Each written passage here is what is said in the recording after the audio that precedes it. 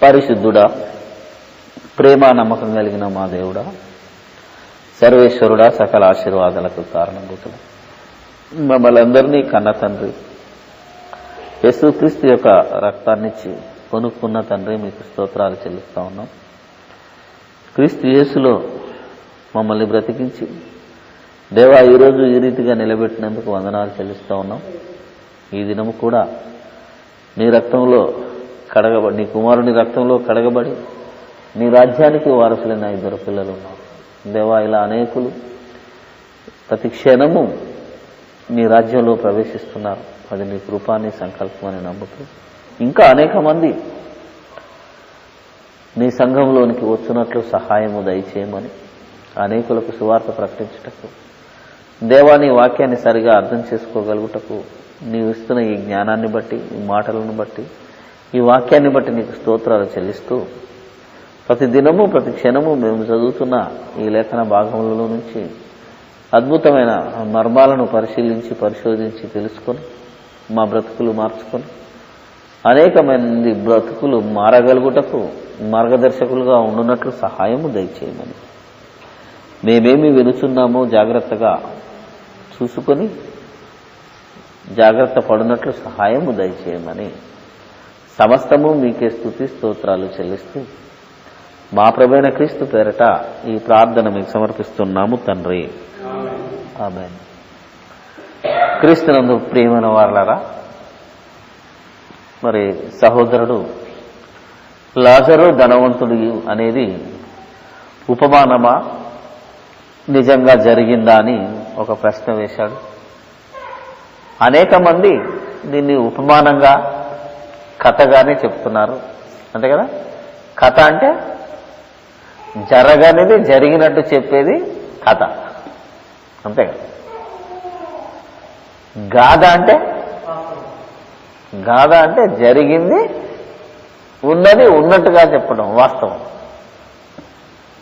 So జరిగింది జరిగినట్టుగా చెప్పేదాన్ని వాస్తవం అయితే, జరగనిది జరిగినట్టుగా చెప్పేది కథ అయితే, అంతే కదా. ఉపమానం అంటే ఏంటిది? ఉదాహరణ. అంటే ఇలా ఉంటుంది, ఇలా ఉంటుంది అని చెప్పటం ఉపమానం. ఇలా ఉంటే ఇలా ఉంటుంది అంటే ఇది ఊహనే. ఉపమానం అంటే ఒక దానితో ఒకటి పోల్చి చెప్పటం. ఉదాహరణ అంటే సాధారణంగా పోల్చడం. ఇది ఇలా ఉంటే ఇది ఇలా ఉంటుంది అని ఒక 2 సంఘటనలను బేరీజు వేయటము. నానా అర్థాలు ఉంటాయి. ఎందుకంటే తెలుగు నేను ఒకటే చెప్తే ఇదెందుకు కాకూడదు అంటాడు వాడు. అవునా కదా. మొన్న శోధన వేరు పరిశోధన వేరు అని ఒక సహోదరుడికి 2 గంటలు చెప్పాల్సి వచ్చింది. మా డిక్షనరీలో ఇట్లా లేదు కదా అని అంటాడు. లేదంటే ఆ డిక్షనరీ వదిలేరా నాయన, డిక్షనరీ మొన్న పుట్టింది, ట్రాన్స్లేషన్ ముందు పుట్టింది అంటే వినడు.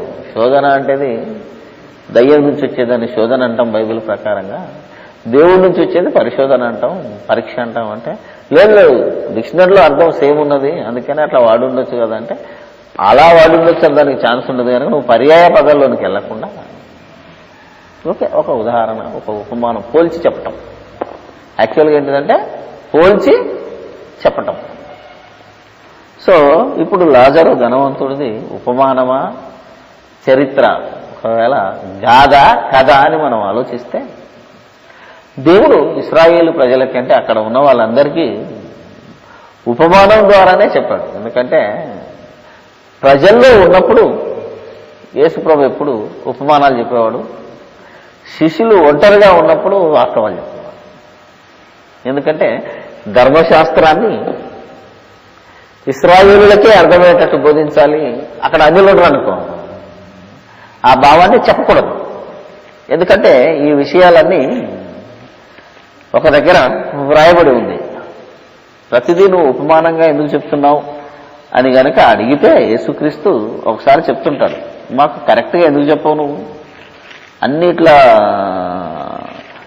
మర్మయుక్తంగా చెప్తావు అని గనక వాళ్ళు అడిగితే నేను ఎందుకు చెబుతున్నానో ఇప్పుడు చెప్తాను మీరని చెప్తుంటాను అన్నమాట. మత్తయి సువార్త 13వ అధ్యాయంలో అన్ని సంగతులు అలాగే ఉంటాయి. ఒకసారి మనం ఆలోచిస్తే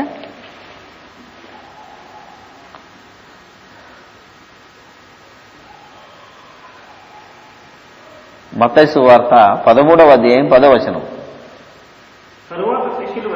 తరువాత శిష్యులు వచ్చి నీవు ఉపమాన రీతిగా వారితో మాట్లాడుచున్నావని ఆయనను అడగగా ఆయన వారితో ఇట్లను శిష్యులు వచ్చారు. ఇప్పుడు ఎందుకంటే అంతకుముందు ఏమో ఉపమానం చెప్పాడు. స్టార్టింగ్ అంతా ఏంటిది, విత్తువాడు విత్తుటకు బయటికి వెళ్ళను, విత్తులు ఇలా పడ్డాయని ఉపమానం చెప్పాడు. వీళ్ళకి అర్థం కావట్లేదు. ఇదేంట్రా బాబు, అంతమందిలో ఉన్నప్పుడు మంచిగా క్లియర్గా చెప్తే అర్థమవుతుంది తప్ప ఈయన ఉపమాన రీతిగా ఎందుకు మాట్లాడుతున్నాడు డౌట్ వచ్చింది. అంటే అన్యజనులు గుంపుగా ఉన్నప్పుడు ఉపమానం చెప్తున్నాడు, ఒంటరిగా ఉన్నప్పుడేమో వాస్తవాలు చెప్తున్నాడు. తేడా గమనించాలి.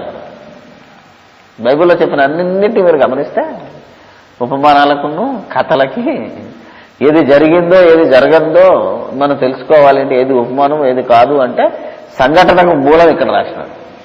అది చదవాలి మనం ముందు. తర్వాత శిష్యులు వచ్చి చెవి గలవాడు వినుడుగా అన్నాడు అనుకోండి. నాకు చెవి లేదా అంతే కదా, దాని పైన ఏమంటుంది అంటే చెవి గలవాడు వినుడుగా అంటే అది చెవి అందరూ కొంచెం మనం వినబడతలేదు కదా, అందుకని అది ఉపమానం. ఎవడంటే కన్నులు ఉన్నవాడు చూడొచ్చు కదంటే కన్నులు ఉన్నాయి చూడడానికి చూస్తున్నామంటే మీరు చూస్తున్నారు కానీ అసలు మీరు చూస్తలేరంటే మీరు ఆత్మీయంగా చూడాలని అర్థం. అలాగే ఇన్నర్ మీనింగ్ మీకు అర్థం కాదు అని అర్థం. సరే, అదని అడగగా పరలోక రాజ్య మర్మములు ఎరుగుట మీకు అనుగ్రహింపబడింది కానీ వారికి అనుగ్రహింపబడలేదు. చూసారా, అంటే పరలోక రాజ్య మర్మాలు అంటే కరెక్ట్గా మీకు అనుగ్రహింపబడింది కనుక మీరు ఇశ్రాయేలీలు, మీరు దేవుని ప్రజలు, దేవుడు అనుకున్న ప్రజలు కనుక మీకు డైరెక్ట్గా మీకు చెప్తాను. కానీ ఈ మర్మాలను ఇప్పుడే అన్యులకు చెప్పడానికి వీల్లేదు. ఎందుకంటే ఈ మర్మం ఇప్పి చెప్పడానికి నా తర్వాత కూడా వస్తాడు, ఆయన పరిశుద్ధాత్ముడు. అన్య జనాంగానికి చెప్పాలంటే పరిశుద్ధాత్మ వస్తాడు, ఇశ్రాయేలీకి చెప్పాలంటే నేను. ఇప్పుడే నేను కదా చెప్పాను అనుకో, దేవోక్తులు యూదుల పరమే చేయబడ్డాయి తప్ప దేవోక్తులు బయట వినిపించకూడదు కనుక నేను దేవోక్తిని ఉన్నట్టుగా చెబితే వాళ్ళకు అర్థమవుతుంది, మీకు అర్థమవుతుంది. అర్థమైందా మీకు? అందుకనే వాళ్ళకు ఉపమాన రీతిగా చెప్తాను. వాళ్ళు అర్థం చేసుకున్న వాళ్ళు ధన్యులు, అర్థం చేసుకున్నాడు వస్తాడు, అర్థం రానుడు అట్లే ఉంటాడు. బట్ ప్రస్తుతానికి ఇదే భాష నేను ఉపయోగించాలి. ఎందుకంటే నేను ధర్మశాస్త్రానికి లోబడాలి కనుక, నేను నా మీద ధర్మశాస్త్రం అధికారం చేస్తున్నది కనుక నేను ఇలా చెప్పాలంటాడు యేసుక్రీస్తు. ఎందుకంటే యేసుక్రీస్తు కూడా యూదుడు. ఒక్కసారి కనుక ఈ ధర్మశాస్త్రాన్ని బయట చెప్పాడనుకో, చచ్చిపోయి తిరిగి లేవక ముందు ఈ ఆజ్ఞలన్నీ వాళ్ళకి ఇచ్చాడనుకో, యేసు తప్పు చేసిన వాడవుతాడు. అప్పుడు ధర్మశాస్త్రం కొట్టివేయబడదు, ఆయన రాకడే నిరర్ధకం అవుతుంది. అందుకని వీళ్ళకి ఇన్ని చెప్పి ఇప్పుడు చూడు, ఇప్పుడున్న పరిస్థితి ఏంటంట, కలిగిన వానికే ఇయ్యబడును, వానికి సమృద్ధిగా కలుగు, లేని వానికి కలిగినది వాని ఎదురు నుండి తీసివేయబడును. వారు చూచుచుండియో చూడరు, వినుచుండియో వినక గ్రహింపకై ఉన్నారు. ఇందు నిమిత్తము నేను ఉపమాన రీతిగా వారికి బోధించుతున్నాను. ఎందుకంటే అన్యజనులతో మాట్లాడినప్పుడు అని చెప్పి, అయితే మీ కన్నులు కూడా చూస్తున్నావు కానీ అవి ధన్యములైనవి, మీ చెవులు వినుచున్నావు కనుక అవి ధన్యులైనవి. ఒక వినకపోతే మీరు కూడా వేస్టే అని చెప్పి ఇప్పుడు మీరు వినండి అంటాడు. 18వ వచనంకి వచ్చేసరికి విత్తువానిని గూర్చిన ఉపమాన భావము వినుడి అన్నాడంటే. అంటే ఇట్లా ఉంటుంది, రాతి నెల పడవాడు అంటే ఇది, విత్తనం అంటే ఇది, అవునా కదా, చెట్టు అంటే ఇది, ఎత్తుకోవడం అంటే ఇది, ఇలా వాళ్ళకి అర్థం చేస్తాడు. వీళ్ళకి కూడా అర్థం కాలే ప్రస్తుతానికి ఆ ఉపమానం, అసలు వీళ్ళు అర్థం చేసుకోవాలి కానీ అర్థం కాలే. కాబట్టి వీళ్ళకి చెప్పడం ప్రజలకు చెప్పలేదు. ఎందుకు చెప్పలేదంటే ఆయనకు రీజన్ ఉంది, అంతేగాని ఇలా చెప్పాడు ఇది చెప్పలేదు అని అనకూడదు. ఎందుకంటే ఆయనకున్న లిమిటేషన్స్ ఆయనకున్నాయి యేసుక్రీస్తు. అందుకనే ఇప్పటికీ నేను ఎప్పుడు చెప్తుంటాను, సిలువ వేయబడిన క్రీస్తు బోధనే ఈ ప్రపంచాన్ని అందుకోవాలి. ఇప్పుడు సువార్తలు కూడా అవుట్డేటెడ్. అంటే ఇప్పుడు సువార్తల్లో ఉన్న చూసావా, దీన్ని బట్టి మనం పరలోకం వెళ్ళాము. మత్తయి, మార్కు, లూకా, యోహాను ఇవి కూడా అయిపోయినాయి. ఇందులో ఉన్నదాన్ని బట్టి మనకు పరలోకం దొరకదు. ఆఫ్టర్ జాన్ గాస్పల్ తర్వాత అపోస్తల కార్యాలు, పత్రికలు ఉన్నాయి చూసావా, అందులో ఉన్న మాటలు మనకు వర్తిస్తాయి, ఇందులో ఉన్నాయి కొన్ని మనకు వర్తిస్తాయి. ఏంటి, ఇప్పుడు శర్మన్ ఆన్ ద మౌంట్ అన్నాడు అంటే కొండ మీదే ప్రసంగం. గుద్దుడు అన్నాడు, కానీ మీరు గుద్దకుండా వాడు కుడి చెంప తీసుకున్న వాడికి ఎడమ చెంపది ఇప్పుడు అన్నాడు అనుకో, అది వాడికి మనకు అర్థం చేసుకున్నట్టుకు అర్థమవుతుంది. సో ఇలా ఉపమానాలు చెప్పుకుంటూ వచ్చాడు. ఇప్పుడు ఒక దగ్గర ఉపమానం చెప్తుంటాడు, ఉపమానం కూడా జరిగినట్టు చెప్తాడు. ఇప్పుడు లూకాసు వార్త 12కు రా. ఇది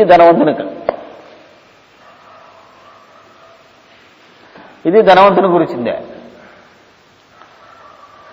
16 ఈ ఉపమానము చెప్పెను.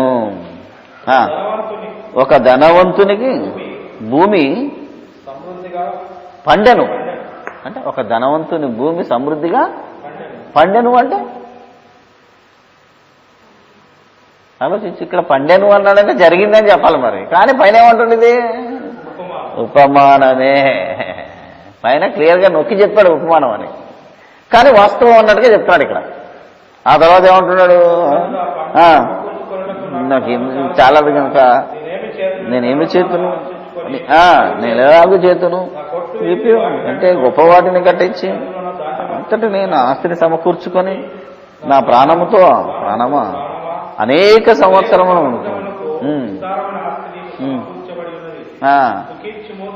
తాగుము అని చెప్పుకుందునని అనుకొనేను అన్నాడంతే.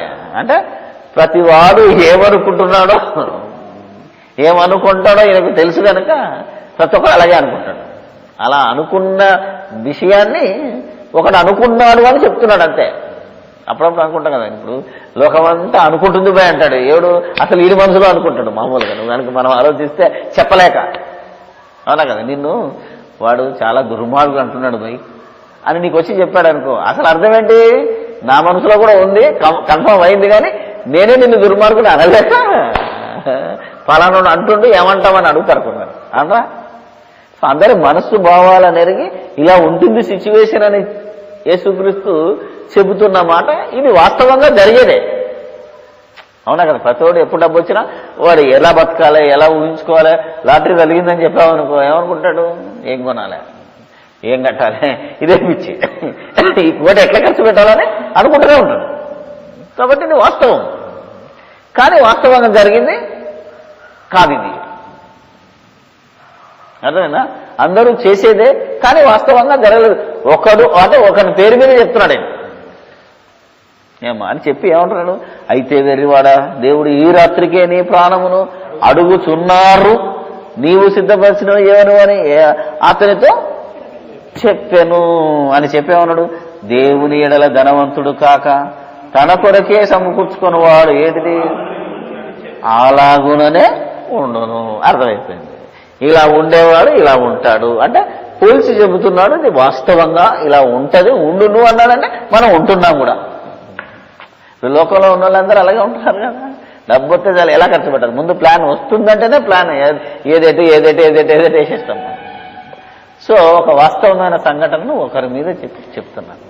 ఇది ఉపమానం అని ఖచ్చితంగా చెప్పాడు ఇలా. ఇప్పుడు మీరు 16వ అధ్యాయానికి వస్తే వీడు ధనవంతుడి కట్టే, అవునా కదా. పోనీ మీద కానీ కింద కానీ ఎక్కడ ఇది ఉపమానం అని చెప్పలే. పోనీ 15వ అధ్యాయం తీసుకుందాం. 15వ అధ్యాయానికి వచ్చేసరికి 3వ వచనంలో ఒక ఉపమానం చెప్తున్నాడు. ఒక మనుషునికి 100 గొర్రెలు ఉన్నాయి, అవునా కదా. ఒకటి తెప్పని ఒకటి ఎత్తుతాడు కదా, అంటే ఇది ఉపమానం అని చెప్పాడు. కిందికి వచ్చేసరికి 11వ వచనం రండి ఎట్లుండదు. ఒక మనుషునికి ఇట్లా ఉండిరి, ఇది జరిగింది. మరి ఇది 2 కుమారులు ఉన్నారు కదా, ఒకడు చెడిపోయినాడు, ఒకడు మంచిగున్నాడు, ఆస్తి అంతా కొట్టి తిరిగి వచ్చాడు. ఉండిర్రి అన్నాడు అనుకో, పైన ఉపమానం అని చెప్పలేదు గనక ఇది ఉపమానం కాదు. ఇదిగా ఇదేంటిది వాస్తవం. అది పైన దాని సంఘటన ఉపమానం చెప్పాడు, కిందికి వచ్చిన చెప్పలేదు. మరి అందుకే మరియు ఆయన వారితో మరి ఒక ఉపమానం చెప్పాను అంటే ఇది కూడా ఉపమానం అయి ఉంది. అలా లేదు, ఇలా వాళ్ళంతా చరిత్ర చెప్పాడు. కాబట్టి తప్పిపోయి దొరికినని చెప్పానంటే ఇది నిజంగా ఒక ఊళ్ళో ఎక్కడో జరిగింది. పేరు రాయబడలేదు కానీ జరిగిన చరిత్ర. అర్థమైంది? పేరే రాయాలా ఊరే రాయాలని అవసరం లేదు, ఎందుకంటే జరిగినట్టు ఎక్కడో జరిగిందట. ఒక ఆయనకి ఇలా జరిగింది అని అన్నాం అనుకోండి, పేరు మర్చిపోయినా కథ మాత్రం జరిగింది. చరిత్రేనా, హిస్టరీ అవుతుంది. అలాగే 16వ అధ్యాయానికి వచ్చేసరికి కూడా ఇప్పుడు మరి ఆయన తన శిష్యులతో ఇట్లా నేను ఒక ధనవంతుని యొక్క ఒక గృహ నిర్వాహకుడు ఉండెను. ఇదేంటిది? అన్యాయపు సిరిగలవాడు. అంటే ఒక గృహ నిర్వాహకుడు ఉన్నాడంటే ఒక ఇల్లు అప్ప చెప్పిపోతే ఆ యజమానుని ఇల్లు ఎలా దోసుకున్నాడో అంటే వీడు ఖచ్చితంగా జరిగింది. అర్థమైందా? ఇది ఉపమానం కాదు. ఎందుకంటే పైన లేదు కింద లేదు ఉపమానం. కింద ఉన్నది అనుకో, ఎక్కడనుందా వెతుక్కుందామా. ఎందుకంటే ఇంతవరకు నువ్వు అడిగిన ప్రశ్నను బట్టి నేను చదవలేదు. మనమంతా మామూలు చదువుకుంటాం, ప్రసంగాలు చేసుకుంటూ వెళ్ళిపోతున్నామే తప్ప ఇప్పుడు కూడా ఎక్కడన్నా ఉందా? ఏ సేవకుడు నువ్వు అన్నాడు అనుకోండి, ఏముంటుంది ఇక్కడ? తర్వాత ఖచ్చితంగా దేవుడు చెప్తున్నాడు, ఎవ్వడు కూడా దయ్యానికి దేవునికి ఇద్దరికి సేవకుడుగా నేరడు. నువ్వు ఉండాలని ప్రయత్నిస్తే చాలా కష్టం. నేను ఎంతో మందిని చూశాను. చాలామంది బ్రదర్స్ నా దగ్గరకు వచ్చి, అన్నా నేను ఫారెన్ వెళ్తున్నా,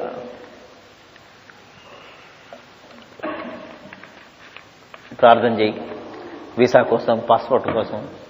ఎందుకు బాబు అంటే, ఇక్కడ తక్కువ ఉందిగా జీతం, ఏమే అక్కడ పోతే మాత్రం పైసలే పైసలు, ఇక నేను బోలెడు పంపుతాను నీకన్నా. అంతే కదా, ఏమంటావా అంటే దేవుని సేవకే ఉపయోగిస్తాయి డబ్బును అని పోతాడని. ఒక షాప్ పెట్టేటప్పుడు అదే అంటాడు ఎవడన్నా. కానీ నీ బిజినెస్ చేసేటప్పుడు చాలా మందిని చూస్తాను నేను. కానీ ఒక్కసారి నువ్వు అందులో పడ్డావనుకో, కుదరనే కుదరదు. నువ్వు ఇయ్యాలన్నా ఇయ్యలేని పరిస్థితి. నువ్వు చూసినావు యాదగిరి తలకాయ ఉత్తరాడు, ఎందుకంటే ఆయన ప్రాక్టికల్గా ఫేస్ అవుతున్నాడు. అది అర్థమవుతుంది. ఎందుకంటే ఈ మనీ బిజినెస్లో పడ్డావనుకో ఇయ్యాలని ఉంటుంది, ఇయ్యలేని. ఎందుకంటే ఒకడు ఎప్పుడు ఇద్దరు సేవకులకు దాసుడుగా ఉండనేరాడు అన్నాడు. దుబాయ్ పోయిన వాళ్ళు చాలా మంది ఇంతవరకు ఒక్కడు సింగిల్ పైస కూడా పంపలేదు. అర్థమైంది కదా? ఎందుకు? యేసులో చెప్పాడు వాస్తవానికి. వాస్తవంగా జరిగింది ఇది. బీదోడే పంపుతాడు, ఏమి లేనోడే ఇవ్వగలడేమో. కానీ నువ్వు వెళ్ళింది ఎందుకు? డబ్బు సంపాదిద్దామని. కాబట్టి డబ్బు సంపాదిద్దాం అన్నోడికి డబ్బులు దేవునికి ఇద్దామంటే కుదరదు, అది రాని పని. అలా ఎన్నో సంగతులను వాస్తవాలని చెప్పాడు క్రీస్తు. ఇక్కడ ఉపమానం అని చెప్పలేదే, దీన్ని వాస్తవంగా తీసుకోవాలి. రైట్. ఇప్పుడు 16వ అధ్యాయానికి వచ్చినట్టయితే చూస్తుంటే ఏమన్నాడు? అప్పుడు చెప్పాడు ఏమని? ధనాపేక్ష గల పరిసయ్యులు మరి ఇట్లా ఎలాగంటే ఇలాగే ఉంటది. ధర్మశాస్త్రంలో ఒక పొల్లైనను తప్పిపోవుట కంటే ఆకాశమును భూమియో గతించిపోవుట సులభము అని చెప్పి ఇప్పుడు 19వ వచనానికి వచ్చారు కూడా ధనవంతుడు ఒకడు ఉండెను అన్నాడు తప్ప మరి నేను ఆయన వారితో మరి ఒక ఉపమానమును అంటలేడు. ఉండెను అంటే ఉన్నాడంతే. ఇందులో ఒక ఆశ్చర్యమైన పేరు ఏంటంటే ధనవంతుని పేరు చెప్పకుండా దరిద్రుని పేరు చెప్పాడు. కొన్ని చోట్ల ఎవరి పేరు చెప్పలేదు, ఉపమానంలో కానీ వాస్తవంలో కానీ. ఇద్దరు తండ్రి ఉన్నాడు, ఇద్దరు కుమారులు, వాళ్ళు ఎవరి పేరు చెప్పలేదు. వీడికి వచ్చేసరికి ఇది కథ కాదుగా, వ్యక్తి పేరు కూడా చెప్తున్నాడంటే మనం ఆలోచించాలి. చాలామంది లాజరు ధనవంతుడి కథ అన్నారు. కథ ఎందుకు కాదు అంటే ఇందులోనే ఉన్నది అర్థం. ధనవంతుడు ఒకడు ఉండెను, బహుగా సుఖపడుచుండెను. ఉన్నదా లేదా? సుఖపడుచుండు వాడు లాజరు ఒక దరిద్రుడు కూడా ఉండెను. ఎప్పుడు ఉండెను? ఎందుకంటే ఉండెను అంటున్నాడే, ఎప్పుడో ఉండెను అని కింద చెప్తాడు. ఇప్పుడు చూడండి, మరి కింద మీద చెప్పకపోయినా ఏదైతే చెప్పలేదో ఇందులో ఇంకా ఈ పైన తండ్రి కుమారుల దగ్గర కానీ ఇంకా కొన్ని సంఘటనలు కానీ ఎప్పుడు ఉండెనో కూడా ఇక్కడ కథ ఉన్నది. ఇది అందరినీ ఆశ్చర్యపరిచే అద్భుతమైన బోధ ఏంటంటే ఇందులో ఎప్పుడు లాజరు ఉన్నాడో, ఎప్పుడు ధనవంతుడు ఉన్నాడో సమయం కూడా చెప్పాడు ఇందులో. అందుకే ఇది 100% ఉపమానం కాదు. వేరేదేమైనా అనుకుంటే అనుకోవచ్చునేమో, కానీ ఇందులో లాజరు ఎప్పుడు ఉన్నాడో, ధనవంతుడు ఎప్పుడు ఉన్నాడో కూడా చెప్పాడు. ఎందుకంటే కిందికి చదివితే మీకు అర్థం. సుఖపడుచుండువాడు లాజరు అని ఒక దరిద్రుడు ఉండెను, వాడు కురుపులతో నిండిన వాడై ధనవంతుని ఇంటి వాకిట పడియుండు, రొట్టె ముక్కలతో గోరెను. అంతేకాక కుక్కలు వచ్చి వాని కురుపులో నాకెను. పోయి దేవుడు తెరచమున అనుకోనుటకు కొనిపోబడను. ఇందులో యేసు ప్రభు ఒక వాస్తవాన్ని చెప్పదలుచుకున్నాడు. ఎందుకంటే నీతిమంతుడైన వాడు, దేవుని యందు నమ్మిక ఉంచిన ఈ లోకంలో నువ్వు దరిద్రుడు అయినా, నీకు జరగబోయేది నువ్వు చచ్చిపోయిన తర్వాత ఎక్కడికి వెళ్తావు, యేసుని నమ్మకపోతే ఎక్కడికి వెళ్తావు, యేసుని నమ్మితే ఎక్కడికి వెళ్తావు అనే నిజాన్ని చెప్పటానికి ఈ గాథను ఉపయోగించుకున్నాడు యేసు, ఈ వాస్తవాన్ని ఉపయోగించుకున్నాడు యేసు. ఉపమానం అంటే ఏదో అలా అలా అలా అల్లి చెప్పడం కాదు, కానీ ఇక్కడ ఖచ్చితంగా ఏమన్నాడంటే చచ్చిపోయాడు, చచ్చిపోయిన వెంటనే ఎక్కడికి వెళ్ళాలి, అబ్రహాము వాస్తవం, అవునా కదా, అబ్రహాము వాస్తవం, ఆయన రొమ్ము మీదకే వెళ్ళటం అనేది వాస్తవం. ఎందుకంటే రాబోయే దాంట్లో వీళ్ళందరూ ఎక్కడికి వెళ్తారు, విశ్వాసులందరూ, చనిపోయిన వాళ్ళందరూ ఎక్కడికి వెళ్ళాలో, నేను కూడా చనిపోయి ఎక్కడికి వెళ్తానో మీకు తెలవాలి అంటే అందరూ పరదేశంలోకి వెళ్ళాలి కనుక ఆ పరదేశు ఎక్కడుంటుందో ఆ పరదేశంలోనికి ఎలా పోతామో చెప్పడానికి చచ్చిపోయిన వెంటనే ఈ నీతిమంతుడు లాజరు దరిద్రుడైన లోకంలో అతడు అబ్రహాము రొమ్మున ఆనుకొనుటకు కొనుక్కోబడెను, చనిపోయి పాతి పెట్టబడెను, అప్పుడతడు పాతాళములో బాధపడుచు కన్నులెత్తి దూరము నుండి అబ్రహామును లాజరును చూసి, తండ్రివైన అబ్రహామా నాయందు కనికరపడి తన వేలి కొనను నీళ్ళలో ముంచి ఆ లాజరును పంపుమని నేను అగ్నిజ్వాలల్లో యాతన పడుతున్నానని ఏమన్నాడండి, తండ్రివైన అబ్రహాము అంటున్నాడు. అంటే ఇంతకి ఎవడు, ఈ చచ్చిపోయిన ధనవంతుడు కానీ చచ్చిపోయిన లాజరు కానీ ఎవరింతకి అబ్రహామును తండ్రి అంటున్నాడంటే ఇశ్రాయేలీయుడే. అర్థమైంది కదా, ఇంటున్నోళ్ళు ఎవరాళ్ళు, ఎవరాళ్ళు ఇంటున్నోళ్ళు, ఇశ్రాయేలీయులు. ఇక్కడ మర్మం ఏమి లేదు ఇక, అంటే ఏమంటారు, ఉపమాన రీతిగా లేదు ఇక్కడ. ఏమంటున్నాడు, వీడు అబ్రహాము సంతానమే, అంటే మాకు అబ్రహాము ఇస్సాకు యాకోబుల దేవుడని ఏ ఇశ్రాయేలు అయితే గర్వంగా ఫీల్ అవుతున్నారో ఆ ఇశ్రాయేలీలతో మాట్లాడుతూ ఒక ఇశ్రాయేలీని చరిత్ర చెప్తున్నాడు యేసుక్రీస్తు. అంటే యేసు బోధించేటప్పటికీ ఇది ఎప్పుడో జరిగిపోయింది, అప్పుడు జరిగింది కాదు, అంటే జరిగిన గాథ, అంటే జరిగిన కథ కాదు, జరిగిన గాథ. అంతే, అతడు ఇశ్రాయేలు కాబట్టి ఇందులో మర్మం లేదు, వాళ్ళు బుర్ర పెట్టి అర్థం చేసుకోవాల్సినది ఏమి లేదు. ఉపమాన రీతిగా చెప్పాలంటే అందులో ఎవరైనా ఉంటే ఉపమాన రీతిగా ఉంటుంది. ఇదంతా ఎవరికి చెప్తున్నా, ఆయన తన శిష్యులతో ఇట్లా నేను అక్కడి నుంచి ప్రారంభమైంది 16వ అధ్యాయం. అంటే ఇంకెవ్వరు లేరు, ఉన్నదంతా 12 మందే. కాబట్టి వీళ్ళతో ఉపమాన రీతిగా చెప్పవలసిన పని లేదు. ఎవరు చెప్పాలి మరి, ఎవరన్నా అన్యుడు కలిస్తే ఖచ్చితంగా ఉపమానం అనాలి. ఎవరన్నా ఇశ్రాయేలుడు కానివాడు శిష్యుడు కానివాడు కలిశాడనుకో అప్పుడు చెప్పేవాడిని ఉపమాన రీతిగానే బోధించాలి, డైరెక్ట్గా అర్థమయ్యేటట్టు బోధించడానికి వీల్లేదు కనుక వీళ్ళకి అవసరం. ఎందుకంటే దేవుణ్ణి రుచి చూశారు, అవునా కదా, దేవుడు ఎవరో, దేవుని మహిమేంటిదో, దేవుని గొప్పతనం ఏంటో రుచి చూసి దేవుణ్ణి విసిగించిన జనాంగం ఇశ్రాయేలు. వీళ్ళకు దాచుకొని చెప్పడం, మర్మయుక్తంగా చెప్పడం లేదు, డైరెక్ట్ కటాకట, వింటావా నరకానికి పోతావు, వినకపోతే నరకానికి పోతావు, వింటే అబ్రహాం రొమ్మున ఆనుకోవడానికి పోతావు. ఇది చెప్పడానికి ఇందులో ఉపమానం ఎగ్జాంపుల్ రీతిగా ఏదో ఒక రీతిగా వాళ్ళను మధ్యపెట్టి చెప్పట్లేదు ఇక్కడ యేసుక్రీస్తు, డైరెక్ట్ స్పీచ్. బైబిల్లో ఒకే ఒక్క సంఘటన డైరెక్ట్ ఇండైరెక్ట్ స్పీచ్లో ఉంటాయి, అర్థమైందా లేదా. కానీ ఇక్కడ డైరెక్ట్గా మాట్లాడుతున్నాడు కనుక దాచుకునేది ఏం లేదు. ఇక్కడ ఉపమానం అనుకోవడానికి వీలు లేదు, కిందికి వెళ్తే ఇంకా బాగుంటుంది. అందుకు అబ్రహాం కుమారుడా, అంటే కుమారుడా అన్నాడంటే నువ్వు మావాడు వేరా అని అబ్రహాం కూడా తెలిసిపోయింది, అర్థమైందా లేదు. ఎందుకంటే చచ్చిన తర్వాత అన్నీ తెలుస్తుంది, బతికుంటే మనకు అర్థం కాదు. కానీ ఏమ్మా మన తాత, మీ ముత్తాత ఎవరో కూడా చూడొచ్చు, చచ్చిపోతే అందరు కలుస్తారు మనకు. సో మోసే ఎవరో చూడొచ్చు, అదే అబ్రహాం ఎలా ఉంటాడో, ఆదాము ఎలా ఉంటాడో కూడా తెలిసిపోతుంది మనకు. ఇప్పుడైతే తెలియదు కానీ ఉదాహరణ. అందుకని అతడు కూడా కుమారుడా, నీవు నీ జీవిత కాలమందు నీ ఇష్టమైనట్టు నీవు సుఖమును అనుభవించితివి, అలాగుననే లాజరు కష్టము అనుభవించనని ఏమన్నాడండి? జ్ఞాపకము అనుభవించనను అంటే నువ్వు కన్నులారా చూశావు కదరా అంటున్నాడంటే జరిగిందా కథ? నువ్వు నీ జీవితకాలం అంతా సుఖాన్ని అనుభవించావు. ఆడు నీ ఇంటి ముందు నిలబడి నువ్వేసే రొట్టె ముక్కలతో తిని బతికి జీవితకాలం కష్టం అనుభవించాడని ఒకసారి జ్ఞాపకం చేసుకోవాలంటే కథ కాదు ఇదిగా, ఇది జరిగినట్ట అది లేదు ఇక్కడ. ఏమంటున్నాడు?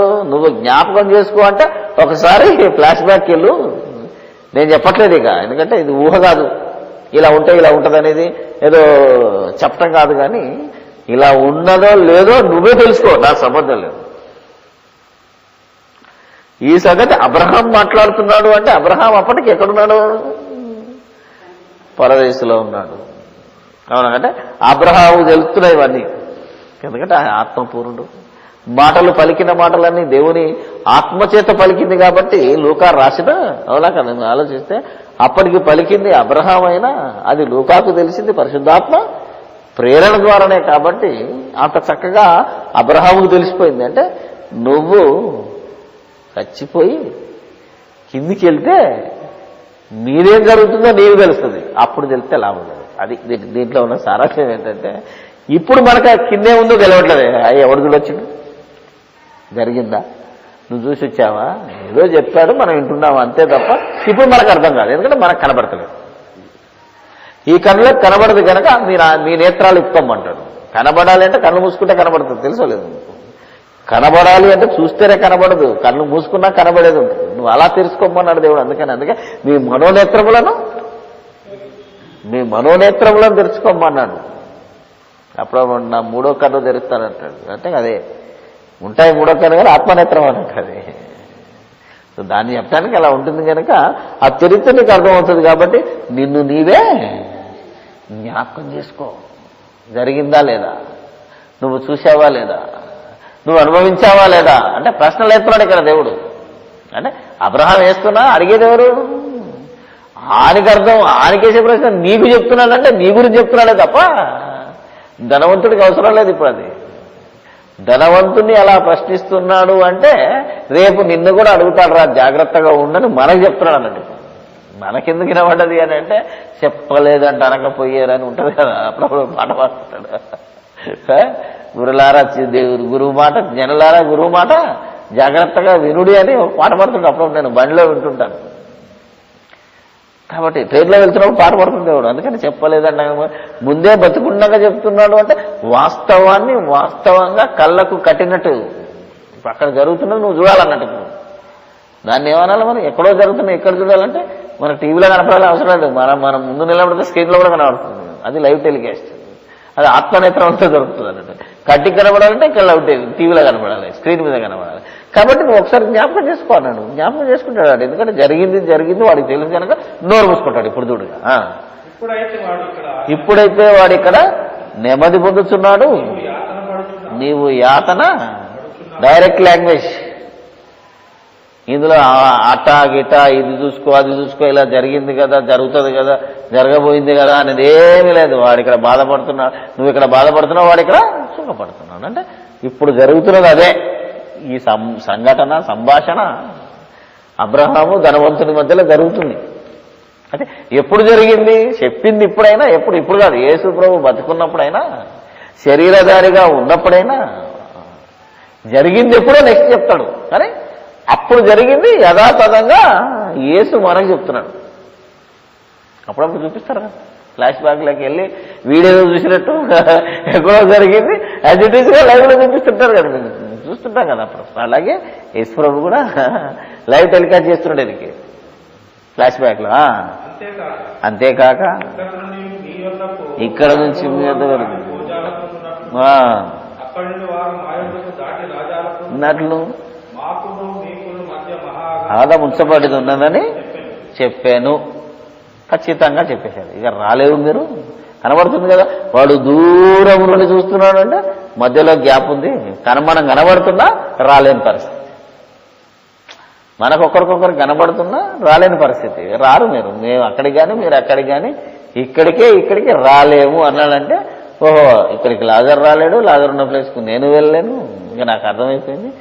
అప్పుడు అర్థమైంది దానికి, మొత్తం బటన్ నొక్కాడనమాట. ఏమని మొదటి నుంచి వాడు రీలేసుకుంటే వాస్తవం అర్థమైపోయింది. ఓహో ఇది నిజంగా జరిగింది కదా, ఇక దానికి నేనేం చేయలేనంటే చేతులు గాలిని తర్వాత ఆకులు పట్టుకుందామని ట్రై చేస్తున్నాడు ఇప్పుడు. అవునా కదా? అది ఆలోచించి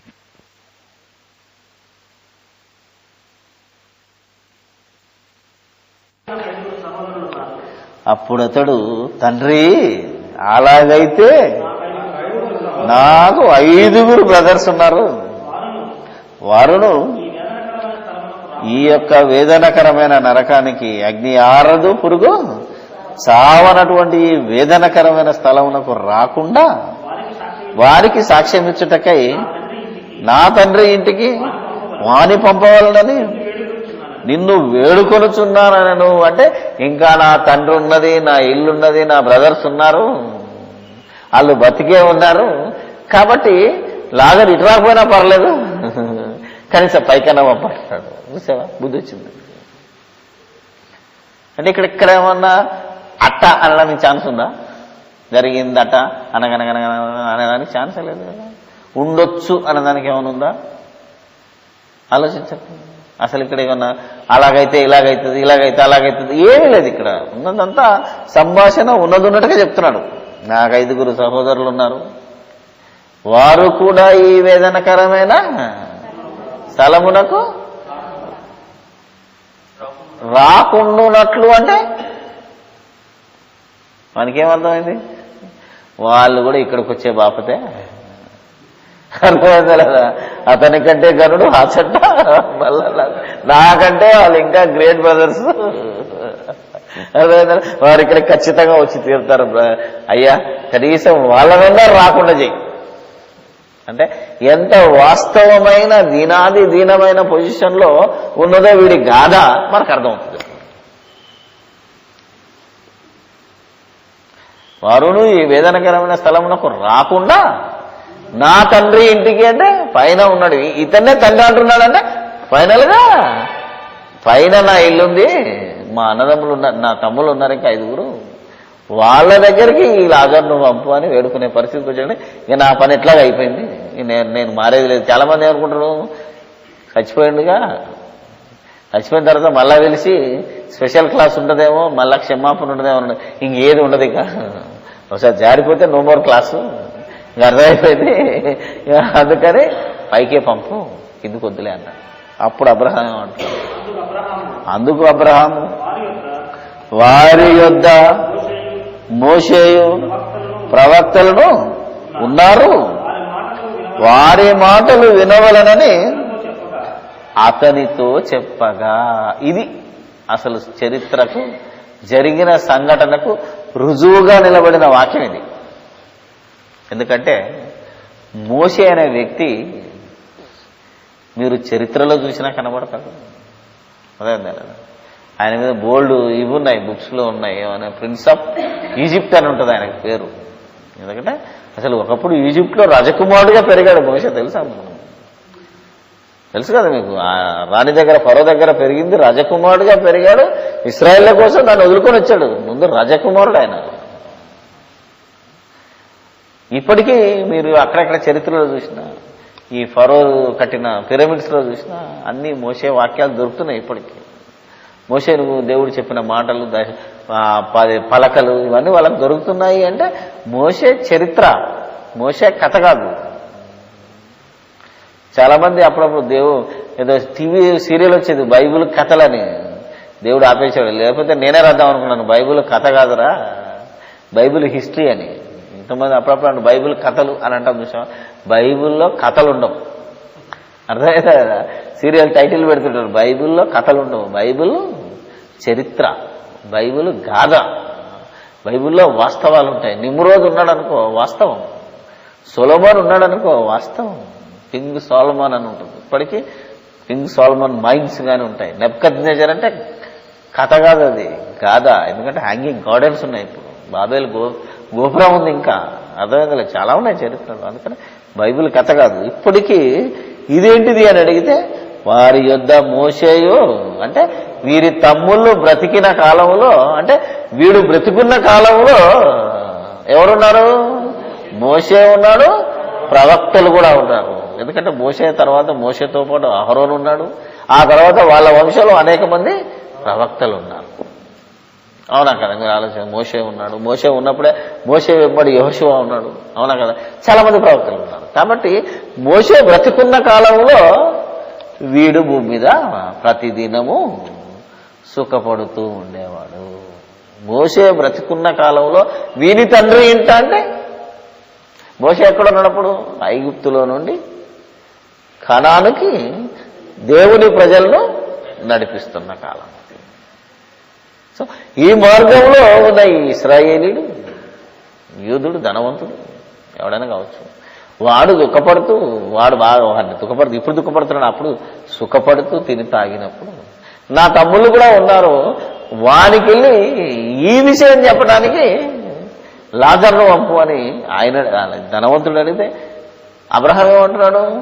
వీడెళ్ళి చెప్పాల్సిన అవసరం ఏం లేదు, ఎందుకంటే అక్కడ ఆల్రెడీ లైవ్ లో ప్రోగ్రామ్ జరుగుతుంది. ఆల్రెడీ మోషే ఆర్డర్స్ ఇస్తూ ఉన్నాడు, ధనం మీద ఆశ ఉండకూడదు. అవునా కదా? పొరుగు వాళ్ళని ఏది ఆశించకూడదు, దోచుకోకూడదు. అవునా కదా? నరహత్య చేయకూడదని ఆజ్ఞలు ఇస్తూ ఇప్పుడు అంటున్నారు ఎవరో దుర్మార్గులు, ధర్మశాస్త్రంలో 613 ఏమో ఉన్నాయంట. కొందరు లెక్క పెట్టి చెప్తున్నారు 613 ఉన్నాయి, ఇంకా దానికి ఏమైనా కలుపుకో, అలా బోల్డ్ ఆజ్ఞలు ఉన్నాయి. వారి మాటలు విని వాళ్ళ మాటలు వినాలంటే అప్పటి కూడా వీడు ఇన్నోడే మనం అడిగితే. అవునా కదా? దేవుని మాటలు వీడు కూడా విన్నోడే, కానీ విన్నా చెవికి ఎక్కలేదు. ఎందుకంటే డబ్బున్నోడికి ఎక్కదు, డబ్బు మీద పిచ్చినోని కూడా ఎక్కదు. డబ్బు లేక మనం ఇప్పుడు మాట్లాడుతున్నాం అనుకో, పోరా నీకు డబ్బు ఉంటే నువ్వు మాట్లాడమంటారు, అంతే కదా? మీరు ఆలోచిస్తే ఇప్పుడు మనం కష్టపడాలి, ఇంత కష్టపడాలని బోధ చేస్తుంటే ఒక్కొక్కరు ఏమంటున్నారు? మీరందరూ కష్టపడండి, మీరందరూ, మనం కూడా కష్టపడతాం, ఇదంతా వేస్ట్, ఇదంతా ఎప్పుడైనా ఉండేది కాదు అంటే ఏమంటారు? నీకు ఉన్నది కాబట్టి. అవునా కదా? ఎవరి దగ్గర తీసుకోవద్దంటున్నావు, నీకు లేకపోతే తీసుకోపోయేవాడివా? బోల్డ్ వస్తాయి ప్రశ్నలు.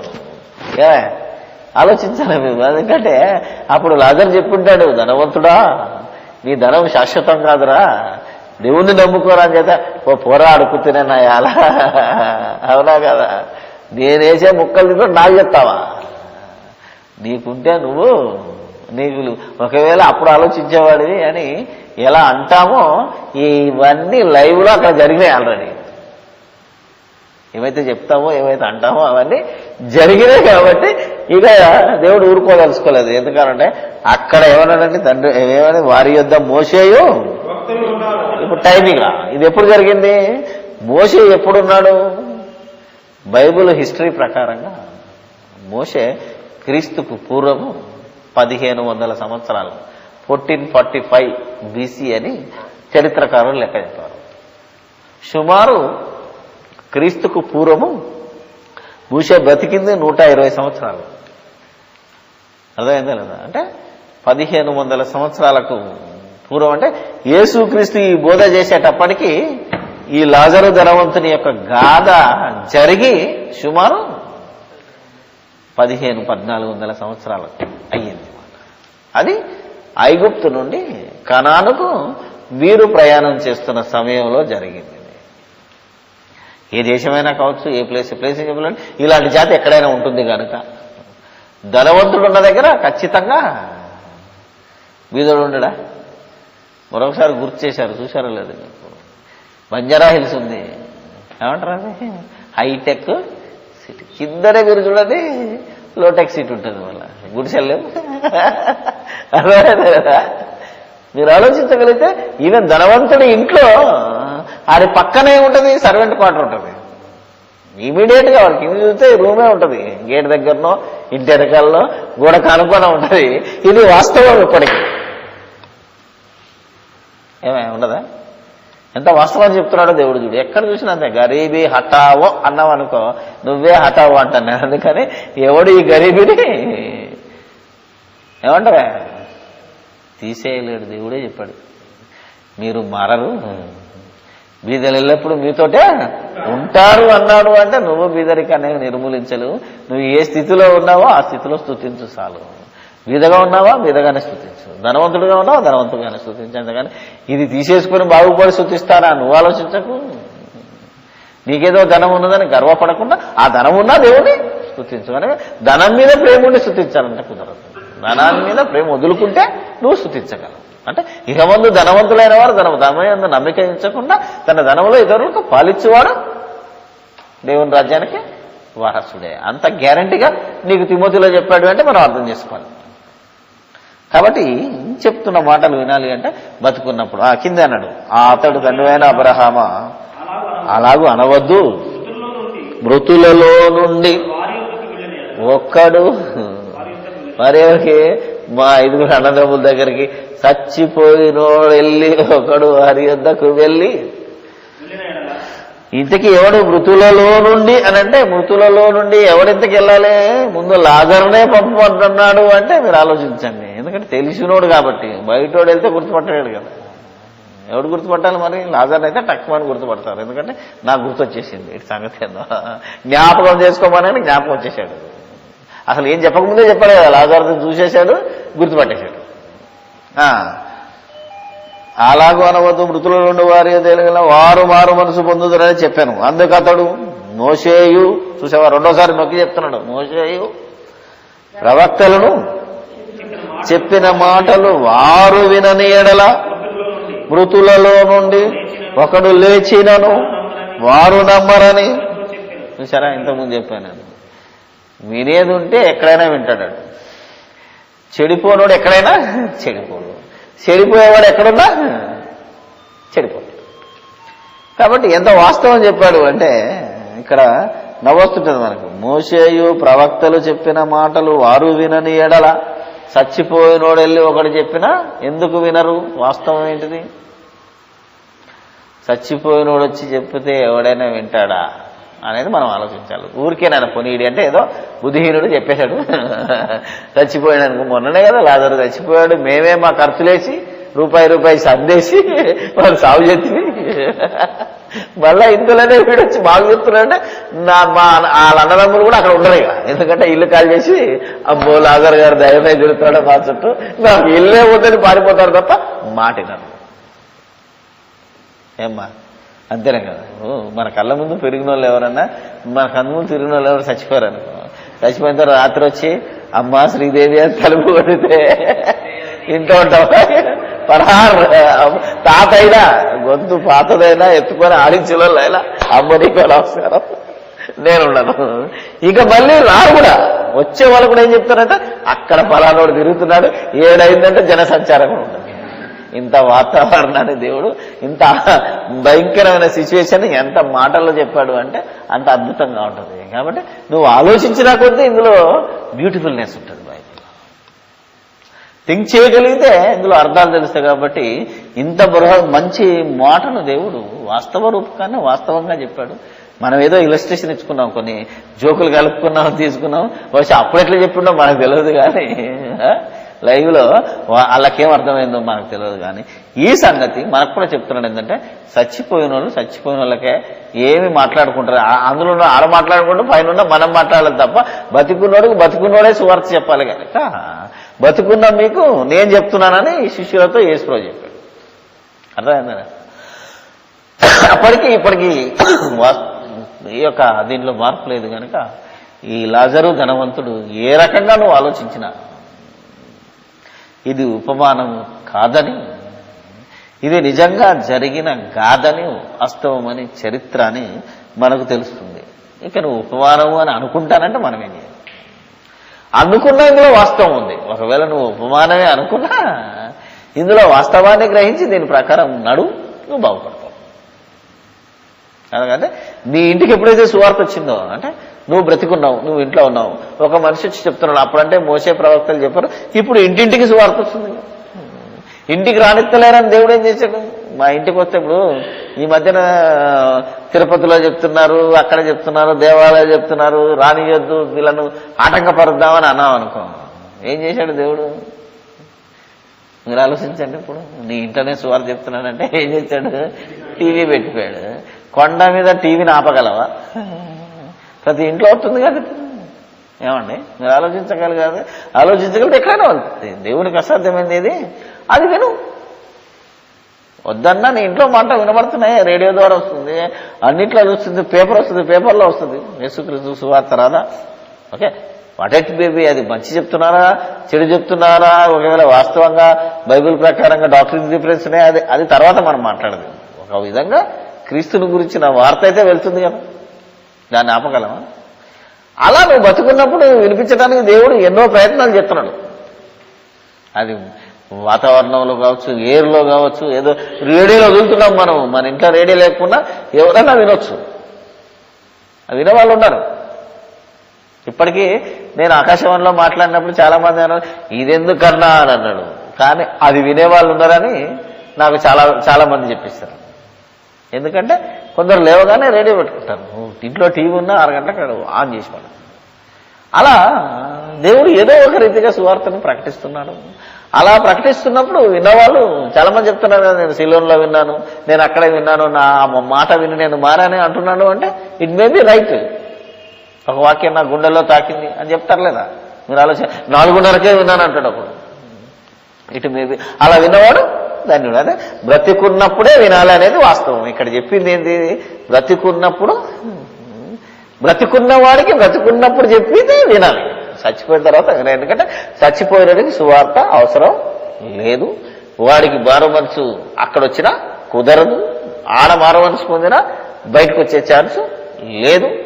కాబట్టి ఇన్ని రకాలైన వాస్తవాలను దేవుడు ఇందులో పొందుపరిచాడు కనుకనే బహుశా ఇది ఉపమానం అని పైన చెప్పలేదు. మరి కిందన్నా ఈ రీతిగా వారికి ఉపమానం చెప్పి ఇక పదండి టైం అయిపోయింది మనం లేచిపోతాం అనే మాట కూడా ఇందులో లేదు. అప్పుడప్పుడు అంటున్నాడు ఇక మన టైం అయిపోయింది మనం పోదాంపా అంటాడు, లేకపోతే మరొక దగ్గరికి వెళ్దాంపా అంటాడు. ఇలా లేదు. మరి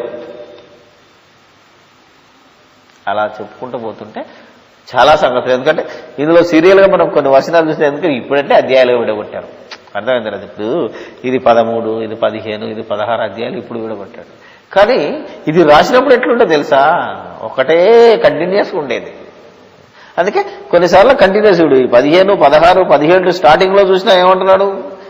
ఆయన తన శిష్యులతో ఇట్లా నేను అన్నాడు. అంటే డైరెక్ట్ స్పీచ్, ఉపమానం కాదు. ఎందుకంటే శిష్యులతో ఉపమానం చెప్పాల్సిన అవసరం లేదు. శిష్యులతో మాట్లాడడం ఉపమానం చెప్పడు ఆయన.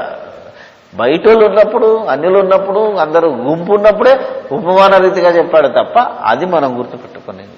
దీన్ని ఉపమానము కాదు అనడానికి. ఇది ఉపమానం అయితే ఏంటి, ఉపమానం కాకపోతే ఏంటి సార్, ఉపమానం చెప్పరాదు అంటే మనమే చెప్పాం, నో ప్రాబ్లం. ఎందుకంటే డౌట్ వచ్చింది కనుక ఇది కాదని ఖచ్చితంగా చెప్తున్నాం. ఏమంటాం? ఇది ఉపమానమేనా, అందరూ ఉపమానం అంటున్నారు, ఇది కథేనా అని అడిగినప్పుడు కథ కాదు, ఇది ఉపమానం కాదు, ఇది నిజంగా జరిగిన వాస్తవం అని ఇన్ని రకాలుగా మనం ఆలోచించాం. ఇంకెక్కడైనా ఉంటే చెప్పు, పోనీ ఇంకొక రీతి ఎక్కడైనా మీకు ఎవరన్నా ఇల్లే కాదు ఇంకే పాస్టర్ అయినా చెప్పగలిగితే దాని మీద కూడా మనం ఆలోచించి చర్చించి, అవునా కదా, ఇది ఉపమానమా గాథ, వాస్తవమా, చరిత్ర ఆలోచిద్దాం. ఓకే, ఇప్పటికీ ఉంటే మరొకసారి చదువు, 2 సార్లు చదువు, ఆలోచించి చదువు. అప్పుడు ఇది ఉపమానం కాదని తేలిపోతుంది, కేవలం జరిగిన గాథ. ప్రార్థన చేసుకుందాం. పరిశుద్ధుడైన మా తండ్రి, పరలోకమందున్న మా దేవుడా, భూమి మీద శరీరాలతో ఉన్న మాకు బుద్ధి కలుగుటకై ఎప్పుడో జరిగిన వాస్తవాన్ని మా కళ్ళ ముందు కళ్ళకు కట్టినట్టు చిత్రీకరించిన విధానాన్ని బట్టి మీకు స్తోత్రాలు చెల్లిస్తూ ఉన్నాం. విన్న మేము ధనవంతుని ప్లేస్లోకి వెళ్లకుండా మాతో పాటు మా సహోదరులను, మా రక్త సంబంధికులను, మా బంధుమిత్రులను కూడా అబ్రహాము గారి రొమ్మును ఆనుకొనుటకు తీసుకువెళ్ళగలుగుటకు సహాయాన్ని దయచేయండి. మేము పొందిన ఈ మేలును మా సోదరులు అనేకులు పొందగలుగునట్లు సహాయము దయచేయమని, అందుకు మేము పనిచేయటకు దేవా మాకు మరి సమస్త విధములైన జ్ఞానాన్ని, ఆయుష్ను, ఆరోగ్యాన్ని, సమస్త విధములైన సహాయాన్ని అనుగ్రహించి మీ సువార్తను మా చేత ప్రకటింపజేసుకొనుమని, అందుకు మేము ముందుంటామని దేవా, ఇందులో చెప్పబడిన ప్రతి ఉపమానాన్ని అర్థం చేసుకుని, ప్రతి చరిత్రను, ప్రతి గాథను అర్థం చేసుకుని అనేకులకు అర్థం చేయగలుగునట్లు సహాయము దయచేయమని, వినవాక్యము నిష్ప్రయోజనము కాకుండా అది ఫలము తీసుకొచ్చేటట్లు సహాయము దయచేయమని సమస్తము మీకే స్తుతి స్తోత్రాలు చెల్లిస్తూ మా